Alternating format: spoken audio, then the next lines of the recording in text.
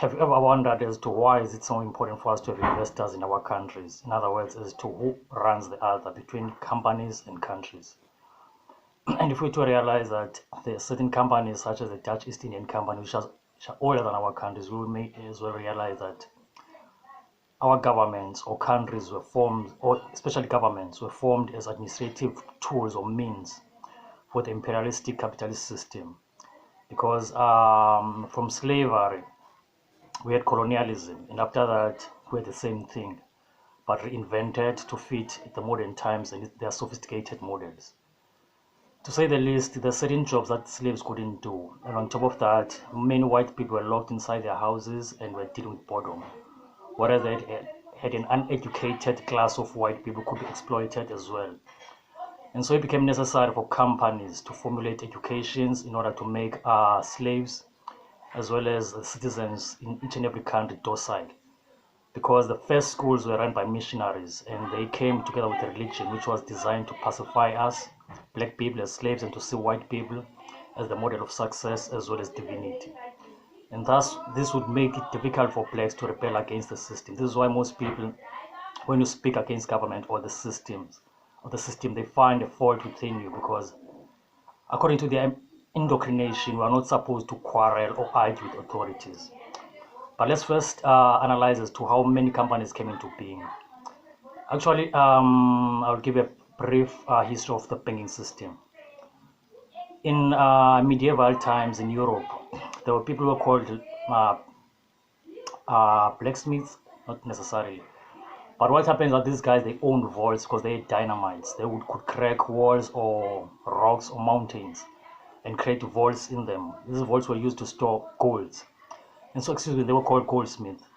And so, if I was an employee for someone else and I would be paid in gold, I would have to keep some of my gold at a goldsmith's bank. And I would pay a certain amount for renting that apartment or that space or that shelf.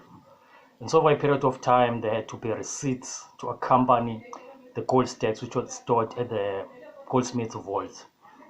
And so, this became our banknotes.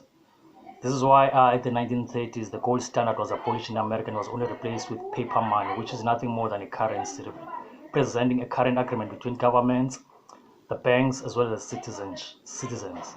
So like a marriage of three parties, whereas governments are run by companies or bankers. And us, the people, are given a notion of independence by being given the opportunity to elect our preferred governments to the political class or systems which we have in our countries. And in most African countries in particular, many of these political parties were formed by people who came from royal families whose forefathers had sold out to the system and contributed to slavery. And so because they were privileged, they saw themselves as different from the average black person. And so they went to the best schools and became the first to be educated, and they became the brokers for the white men, repeating what their ancestors did. The likes of Mandela, for instance, Mangosuthu Buthelezi, and many others came from royal families or the chiefs' families and were privileged. And because they were privileged, they also didn't care to fight for the average person. They simply wanted to be drafted in a better position within the white system, because they understood that this was a big imperialistic system which was far more big and older than any political party could ever do anything about it. And so when bankers grew their influence, they started owning businesses and as well as owning land and buying land, because everyone was keeping their gold at the goldsmith, and the goldsmith was charging everyone. Suddenly, it became necessary for them to go and find new lands. And these new lands became the likes of the US, the New Zealand, Australia, South Africa, and many other so-called third world countries in South America, in Europe, in Asia, excluding Europe, throughout the world. Like I said, it became necessary to give the population of those particular countries a false sense of independence. And so in order to make this viable, it had to be implemented in Europe as well, so where the Europeans would be made to believe that they run their own countries. But to make this effective, monarchies had to be removed, because the kings were to see beyond this. And so each and every territory which was conquered, the kings were forced to comply with the new system of invasion. And so today we have capitalist democracies or republics in the place of monarchs. But the conditions have deteriorated because all our countries were formed by companies, and these companies are still richer than most governments. Let's take the notion of China, for instance, which was introduced to the world trade by the US about 30 years ago. in exchange that China will leave the communist system. Instead, what China did allowed the US to come and exploit its citizens as they usually do, by offering the US companies cheap labor, as well as winning the ability or the right to have the intellectual property for each and every product manufactured in China.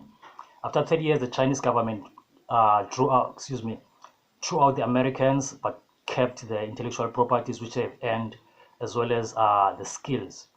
And this allowed China to become the second largest economy in the world, because China could now produce as many companies as possible. And these companies are throughout the world. And this is the same scenario which could have been adopted by as many countries as possible, including South Africa. Because after 20 years of democracy, South Africa has more poverty and shakes than ever before. So now that we have a system where the government pays a young girl to get, when they get pregnant, they are given a form of endorsement. And there's now this new unemployment fund, which is designed to create a charity state where we're only dependent on the government for a handout. And so in such a situation, we may never be able to quarrel against the government. In other words, you don't bite the hand that feeds you. But the question is, who owns the land? Who owns the laws? Because if we remember from the South African context, when the CODESA talks were being held, the ANC was not elected by the people, and the Nationalist Party was still considered to be illegitimate. And so you had an oppressive, illegitimate government which was not elected, without saying that if it's elected, it's acceptable or it's legit. So you had an unelected African National Congress, as well as an oppressive government, creating a constitution for what was to be a free and democratic South Africa, because our constitution was created behind closed doors, in particular by the likes of Ramaphosa and who's this other guy, I think this was Ernest Grillo, forgot his name. But the moral of the story is that we always had a form of state capture in the form of imperialism by countries who are being owned by various companies or international companies. And so the idea that we have these political parties and governments as a form of independence, and that they give us education to advance our economies in our countries, is an illusion, because what determines our education system are these companies which started from slavery. And so they needed an advanced forms of employees, and so they introduced education in order to train us to be technical. And this in turn necessitated for governments to exist as a means of administrating the citizens, so they can exploit us as workers, as well as extract minerals and as well as wealth from our countries. So this is to challenge everyone who still believes that politics are relevant in Africa or anywhere else, because not too long ago, many of us were rendered useless, in other words, non-essential service workers. And it has been proven that governments can cancel the current system at will, because they are the ones who control us, and they are the ones who are being deployed by these international bankers as well as companies. And so there is no freedom within a political system, but an illusion of independence, where we elect our pre-selected rulers who serve the interest of the global elites as well as imperialists. And for us to continue in this path at this particular moment is completely dangerous and uninformed.